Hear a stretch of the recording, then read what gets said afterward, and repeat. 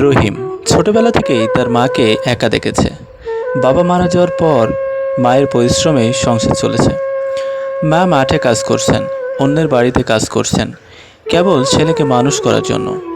রহিম লেখাপড়ায় ভালো ছিল, আর মা সর্বদা স্বপ্ন দেখতেন একদিন ছেলে অনেক বড় মানুষ হবে। সময় গড়ালো। রহিম বিশ্ববিদ্যালয় থেকে পাশ করে একটি বড় কোম্পানিতে চাকরি পেল। টাকা পয়সা হাতে আসার পর তার স্বভাব বদলাতে শুরু করলো।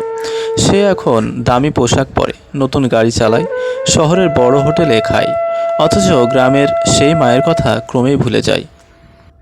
মা বারবার ছেলেকে ফোন করতেন, বাবা কবে আসবি, তোকে খুব দেখতে ইচ্ছে করছে। রহিম তখন ব্যস্ততার অজুহাত দিত এবং বলতো, মা সময় নেই, বড় কাজ করি, এভাবে ঘন ঘন আসা যায় নাকি।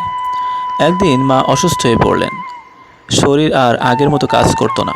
তিনি ছেলের কাছে সাহায্যের জন্য ফোন করলেন। রহিম কিছু টাকা পাঠালেও মায়ের কাছে যাওয়ার সময় বের করলো না।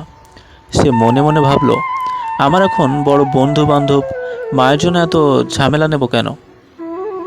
কিন্তু রহিম জানতো না, ভাগ্যের নিয়ম আলাদা। এক রাতে রহিমের অফিসে বড় দুর্ঘটনা ঘটল। কোম্পানি লোকসানের দায়ে অনেক কর্মী ছাঁটাই করলো। রহিম চাকরি হারালো, বন্ধুরাও একে একে দূরে সরে গেল। দামি গাড়ি বিক্রি করতে লাগলো, শহরের ফ্ল্যাটও ছাড়তে হলো তাকে। শেষমেশ এক শীতের রাতে ক্লান্ত ও অসহায় রহিম তার গ্রামের পথে হাঁটছিল। দরিদ্র দুর্বল মা তখনও অপেক্ষা করছিল ছেলের জন্য। ঘরের ভাঙা দরজা ঠেলে ভেতরে ঢুকতেই মা দুর্বল কণ্ঠে বললেন, বাবা তুই এসেছিস, আমি জানতাম একদিন তুই আসবি।